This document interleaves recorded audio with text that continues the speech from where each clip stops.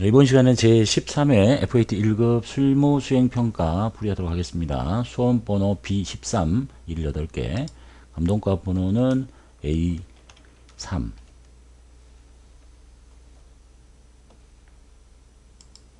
문제 보도록 할게요. 주식회사 가나스포츠, 이 회사 이제 가나스포츠인데 운동용품을 도소매하는 법인이고 올해는 15년 6기입니다. 기초정보관리 2의 첫 번째, 사업자 등록증에 의한 거래처 등록을 수정하렵니다. 거래처 주 드림은 사업 확장을 위해서 사업장을 이전했습니다. 그리고 변경된 사업자 등록증 사본을 우편으로 받았다. 제가 이제 나한테 보내줬다는 얘기죠. 사업자 등록증을 참고해서 변경사항 수정하시고 전자세금 계산서 전용 메일 주소도 등록하십시오. 이거 등록하라는 얘기네요.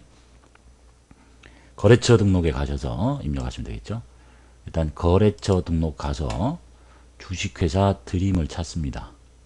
이렇게 찾으려면 좀 오래 걸리시면 마우스 오른쪽 클릭해서 정렬 순서를 거래처 순으로 하면 이게 가나다라로 정렬이 됩니다. 주가 제일 먼저 나오네요. 주 드림 가서 사업자 등록번호 똑같고요.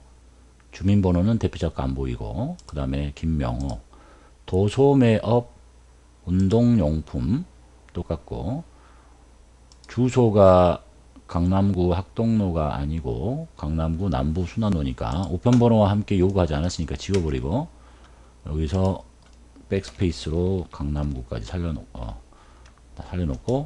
남부 순환로 2931 뭐 다 지우도 되고 그 윗줄에다 써도 상관없습니다. 대치동. 그리고 전자세금계산 전용 메일 추가 등록상에 가서 여기다가 천사 빌 36524 선택하시라네. 빌 36524. 다른 건 없네요.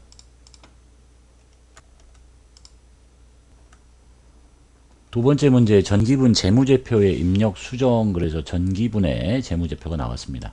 이걸 보고 이제 전기분 재무상태표 가서 하나씩 갈아 끼우시면 되겠죠. 그래서 여기 보면 뭐 춘처들 다 보시면 될 거니까, 이 비품의 감가상각 누계 135만원 있는데 여기에 비품이 밑에 상각 누계액이 없어요. 그럼 여기다가 비품의 감가상각 누계 바로 다음 번호 135만원 입력하시고, 그 다음에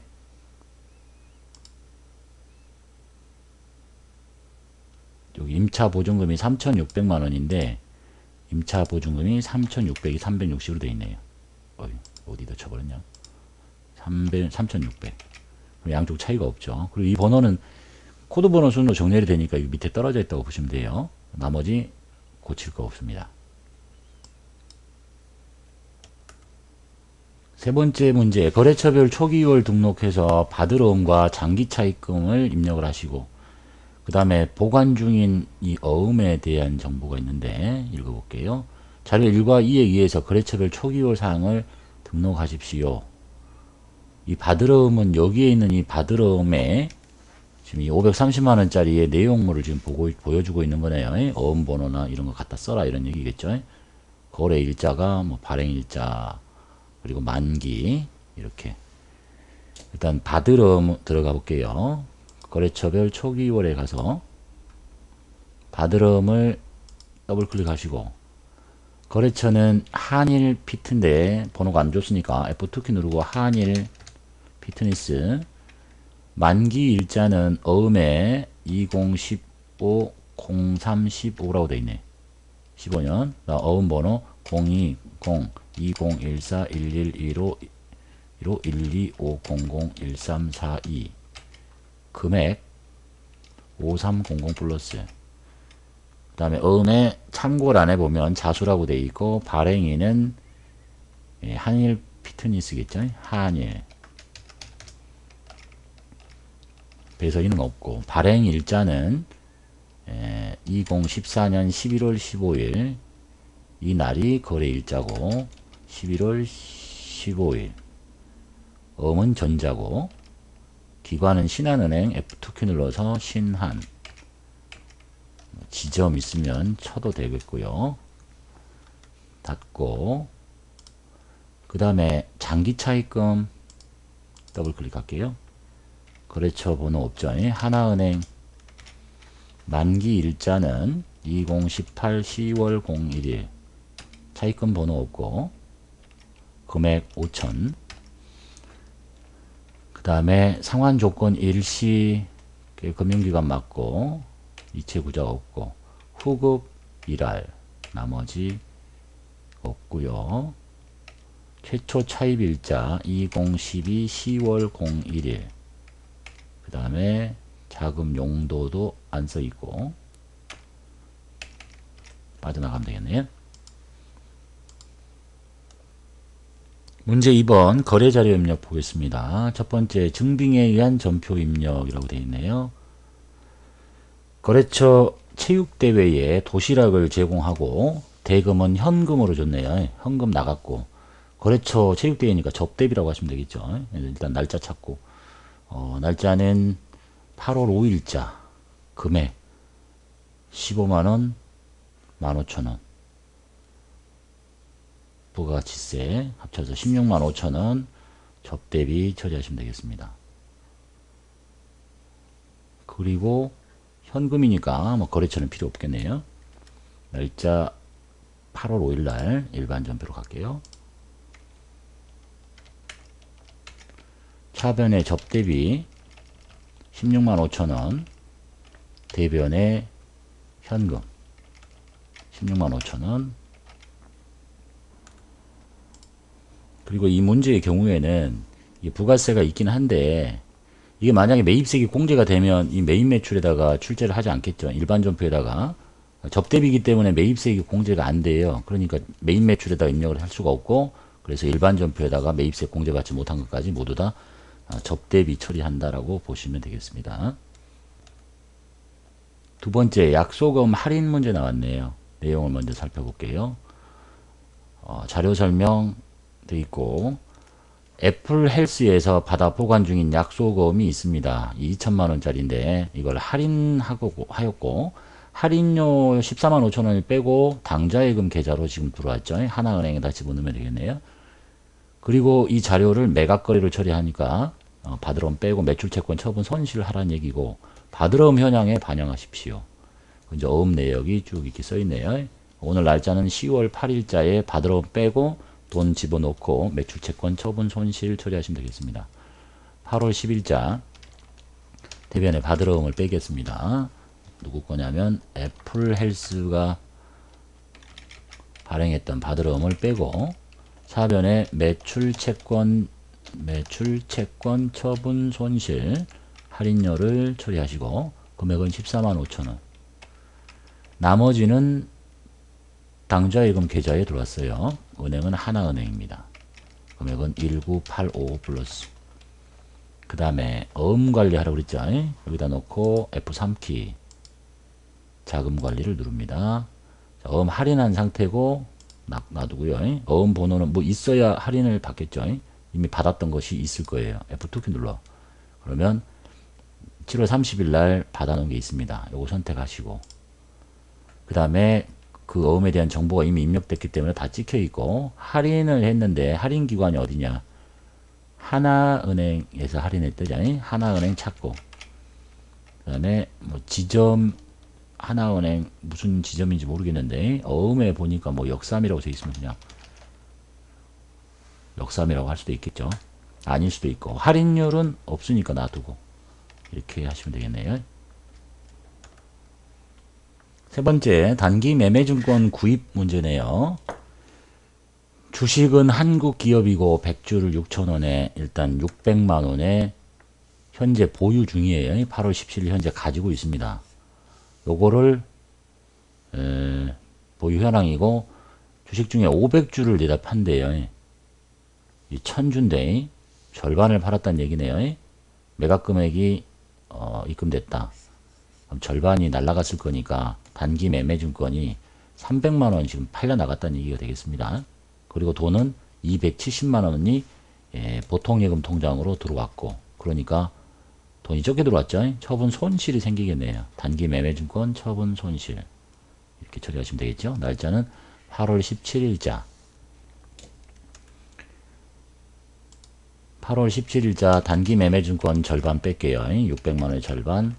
그 다음에 왼쪽에 국민은행 보통예금 통장에 국민은행 금액은 2780 플러스가 들어왔고 차변에 단기 매매증권 처분 손실이 생깁니다. 단기 매매증권 처분 손 글씨가 부족하니까 손까지밖에 안 보이네요. 220 플러스. 네 번째 문제 보겠습니다. 증빙 위한 전표 입력.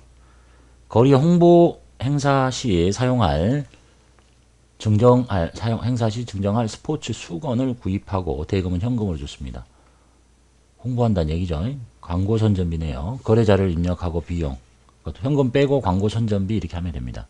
자, 그런데 이제 영수증 수취 명세서를 작성하십시오 라고 되어 있네요. 작성하면 되겠죠. 날짜는 8월 21일자. 사변의 광고 선전비 금액은 12만원. 대변의 현금 12만원. 그 다음에 영수증 수취 명세서 여기 있습니다. 근데 본래 정품에 가보면 이 전표를 끊을 때 지나가다가 신용카드 등 사용 여부가 뜨는데 학습용어는 안 뜨니까 이제 직접 여기다가 입력하라는 얘기입니다. 자, 영수증 수취 명세서는 거래 건당 일단 거래 건당 3만원 초과 했는데 법정 증빙인 세금계산서, 계산서, 신용카드, 현금 영수증을 썼느냐 안 썼느냐를 이제 체크해서 안 쓰게 되면 이제 가산세를 물리기 위해서 작성하는 서식이다. 그래서 원래라면 정품에서는 일반 전표나 메인 매출을 입력할 때 일반 전표 입력할 때 그걸 선택을 해주면 이 서식이 이제 자동으로 다 작성이 되는 거예요. 우리 학습용에는 그런 기능이 제공되지 않으니까 오늘 날짜에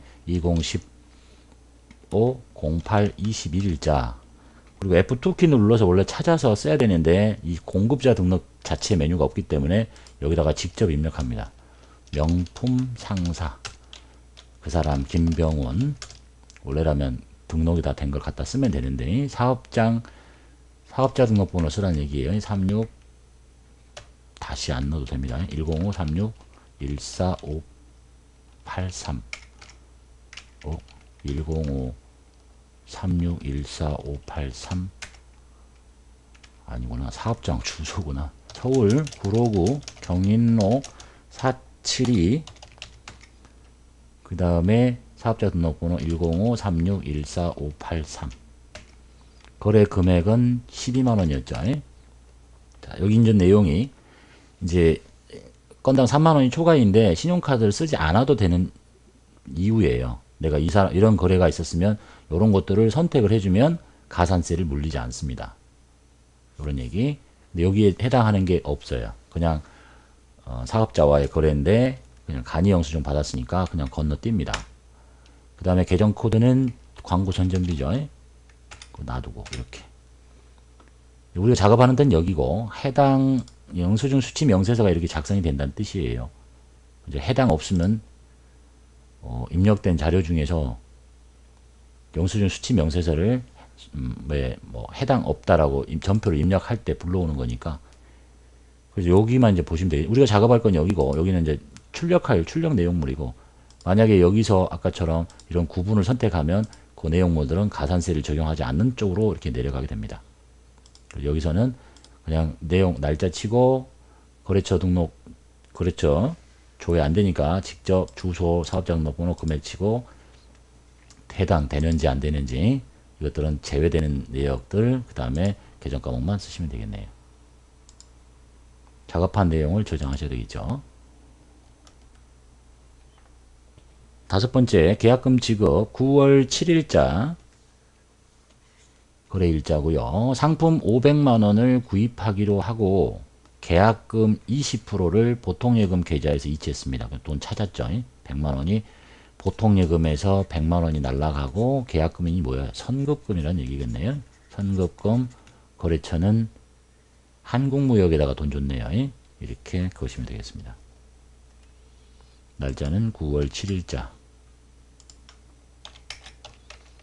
대변에 보통예금 국민은행 빼고 100만원 차변에 선급금 한국무역 100만원. 여섯 번째, 급여 지급, 좀 화면을 좀 확대해서 봐야 되겠네요. 너무 작아가지고. 9월 20일자 회계팀, 날짜는 9월 20일, 9월분 급여를 국민은행 보통예금에서 계좌 이체했습니다. 자, 급여 및 제수당 모두 급여 쓰십시오. 자, 보니까 직원은 2명 있고, 기본급, 수당, 비과세도 뭐 식대, 뭐 자가, 이런 모두 다를 그냥 합쳐서 급여 이렇게 쓰란 얘기예요. 뭐 제수당 쓰지 말고, 이 사람 300, 이 사람 250이니까 회사 전체의 차변의 급여는 550만 원이에요. 그리고 이제 원천 징수하는 국민연금, 건강보험, 고용보험, 장기요양보험, 소득세, 지방소득세 이렇게 해서 공제 합계. 요 사람 하나의 전체의 공제 합계 금액, 얘의 공제 합계 금액, 전체의 공제 합계 금액. 이 금액이 뭐겠어요? 이 금액이 이제 예수금이라는 얘기가 되겠네요. 그리고 이게 보통예금 국민은행에서 빠져나가야 될 돈이라고 보시면 되겠죠.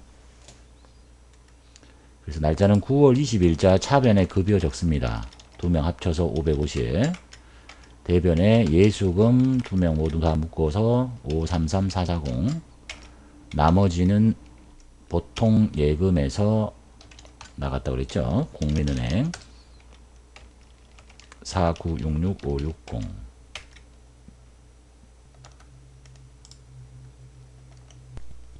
세 번째 문제, 부가가치세 편 보겠습니다. 과세 매출 자료에 전자세금계산서 발행 이렇게 되어 있네요. 내용 살펴볼게요. 상품을 공급하고 상품 팔았죠. 전자세금계산서 발급했어요. 그럼 11번 과세되는 물건이죠. 과세. 200만 원은 자기압수표로 받고 현금이라는 얘기고, 잔액은 다음 달 외상 매출금이라는 얘기고, 메인 매출 자료에 입력하시고 11번으로 복수거래 이거 입력하시고, 전자세금 계산서 발행 내역 관리해서 전송하시고 라고 되어 있네요. 날짜는 9월 21일. 메인 매출에 가겠습니다. 9월 21일 11번 과세 복수거래 누르시고요. 그 다음에 실내 자전거 수량 2개 100만원, 덤벨 10개 30만원 확인하시고, 상대방은 상환 비트 건너뛰고, 결제가 현금과 외상이 섞여 있죠. 상품 매출 맞고 200만원 자기압수표 현금 집어넣고, 나머지 외상 매출금 350만원 처리하시고요. 그 다음에 세금계산서 발행해야 되겠죠. 여기 가서 전자세금계산서 발행. 날짜는 9월 21일. 엔터 쭉 다 치고 한 건밖에 없겠죠. 체크하시고 전자발행 로그인 한 다음에 상대방한테 일단 메일을 보냅니다. 닫고, 그 다음에 이제 국세청 로그인 하시고 미정선된 거 체크하시고, 여기 내용물 치실 필요 없다고 했으니까 놔두고 곧바로 그냥 발행하시면 되겠습니다. 닫고요. 여기 오면 이제 성공돼 있겠죠. 닫고 여기 오면 다시 조회하면 전자발행 이렇게 돼 있겠네요. 두 번째 문제, 매입거래 보겠습니다. 부천가구에서 뭘 사왔나 봅니다. 회의용 탁자 9월 23일자로 사왔고, 전자세금계산서 받았어요. 매입세 공제 되겠죠. 메인 매출 자료 입력하시는데 전자입력으로 날짜는 9월 23일 날 두께 130만원짜리 입력하시면 되겠네요. 51번으로 매입세 공제됩니다. 회의용 탁자 2개 130만원짜리 부천가구에서 사왔고, 전자 입력하라고 했으니까 1번 누르시고, 분계는 결제수단이 현금과 외상이 섞여 있으니까 혼합을 눌러서, 사오는 거는 비품이에요. 대변에 돈 주는데 현금으로 26만원 줬고요. 나머지는 회의용 탁자니까 상거래 아니죠. 미지급금 260만원.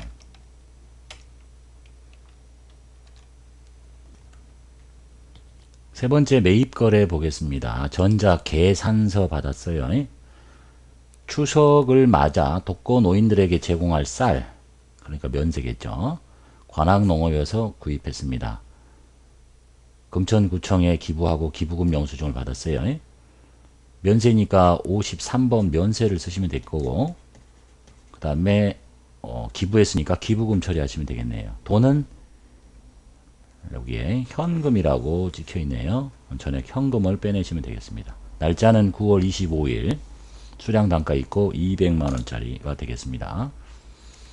9월 25일 연세예요. 불공이 아니야.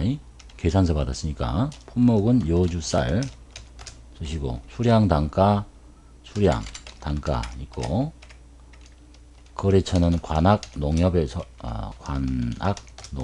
사왔고, 전자계산서니까 1번 찍고, 분계는 현금 뭐 누르셔도 되고 혼합 이렇게 눌러도 됩니다.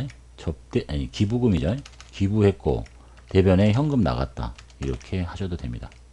이게 더 편할 수도 있겠네요.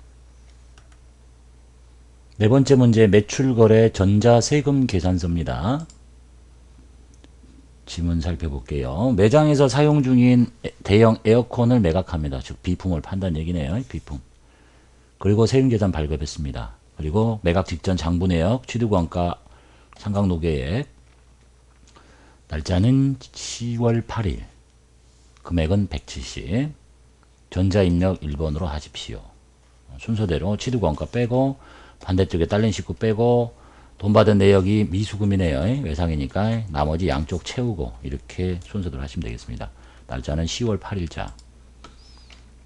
11번 금액은 대형 에어컨 170에 팝니다. 거래처는 희망, 전자입력하라고 그랬죠? 혼합 누르시고. 첫 번째, 비품의 취득 원가를 제거할게요. 240.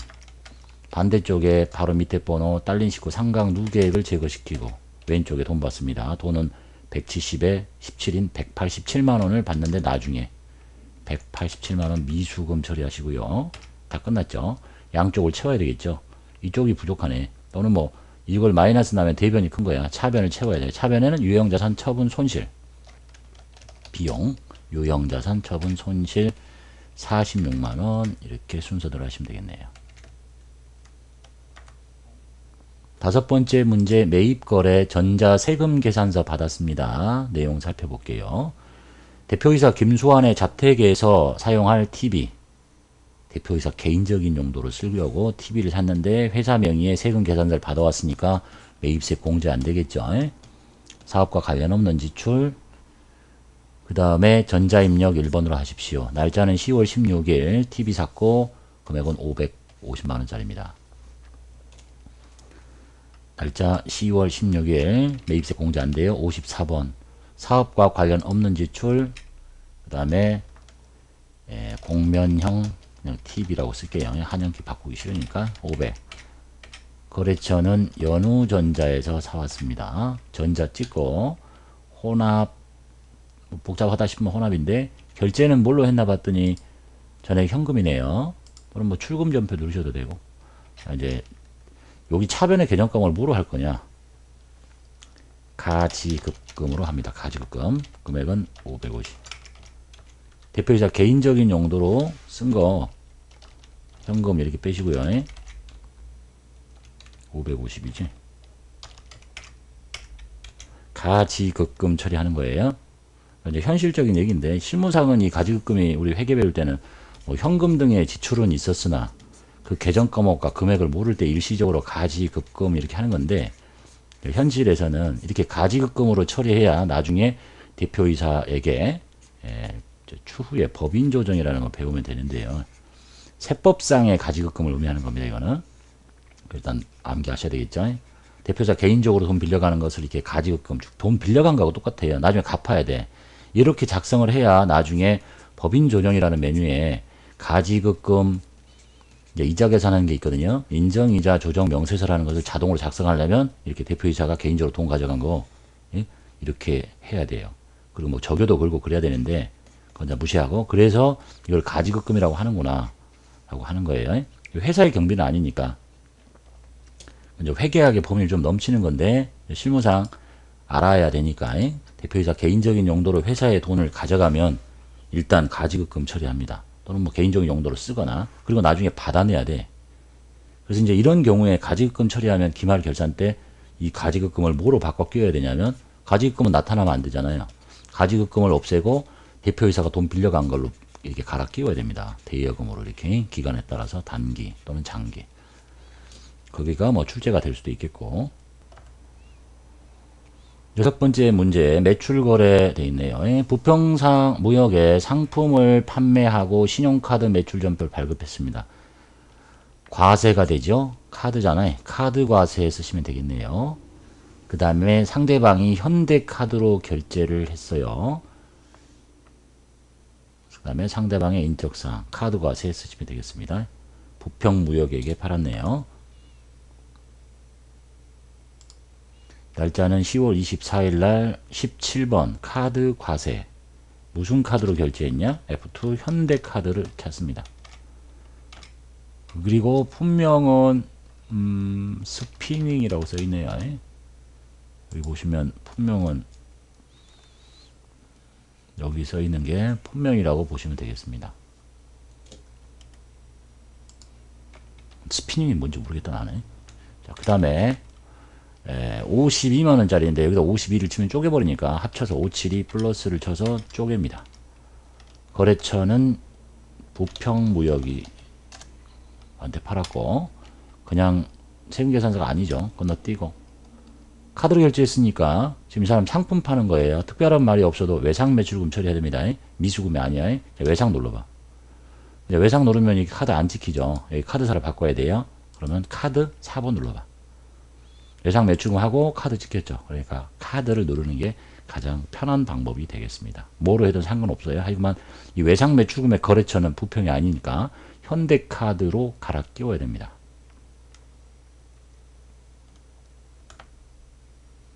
일곱 번째, 부가세 신고서에 의한 환급, 회계처리 환급. 일기 확정 신고서를 조회해가지고 6월 30일에 부가세 환급에 대한 회계처리 하랍니다. 가끔 나오는 거죠. 부가세 예수금 부채니까 부가세 예수금 이렇게 없애고, 부가세 대급금 자산 없애고, 환급이 생겼다는 얘기 이쪽이 더 큰 거야. 중개. 그럼 이제 받을 돈인데 6월 30일자로 돈을 돌려받지 못하잖아요. 7월 25일 날 신고를 하고 그 이후로 30일 이내에 돌려받으니까 그때까지 미수금 처리해라 이런 얘기가 되겠습니다. 이제 금액을 전체 다 모르기 때문에 부가세 신고서를 열어야 되겠죠. 부가세 신고서 일기 확정 4 엔터 6 엔터 한 번 더 치시고 그 다음에 이제 내야 될 부가세 예수금은 3631000 돌려받을 대급금은 공제 받을 수 있는 매입세액이 4445250 그래서 마이너스가 난 거죠. 그래서 돌려받아야 되겠다 이런 얘기네요. 6월 30일자로 회계 처리할게요. 부채를 먼저 없애요. 부가세 예수금을 왼쪽으로 뺍니다. 3631 플러스 그게 지금 여기 있는 숫자죠. 그 다음에 자산은 대급금을 뺍니다. 금액은 4445250 그게 여기 있는 숫자죠. 그러니까 이제 양쪽이 차이가 벌어져서 차변에 받을 수 있는 돈 미수금 관할 세무서가 없으니까 그럴 수는 없겠고 814250 이렇게 처리한 게 이 신고서하고 딱 일치해야 된다 이런 얘기네요. 닫고 저장하실 필요 없습니다. 작업한 게 없으니까. 문제 4번 결산 문제 보겠습니다. 첫 번째가 가계정의 정리 수동결산 이렇게 되어 있네요. 기말 결산일 현재 가수금 계정의 원인이 파악이 됐어요. 그럼 이제 이전에 가수금이라는 계정이 있다는 얘기겠죠. 가수금은 생길 때 보통 이렇게 생기죠. 돈을 받았는데 내용을 알 수가 없다. 지금 가수금이 이렇게 생겨 있다는 얘기입니다. 자, 근데 12월 3일에 뭐라고 밝혀졌냐면 12월 3일에 몸짱 스포츠에 매각한 비품의 외상대금 회수액이다. 12월 3일에 비품을 팔았을 때 외상대금이 뭐로 돼 있겠어요? 상거래가 아니니까 미수금이겠죠.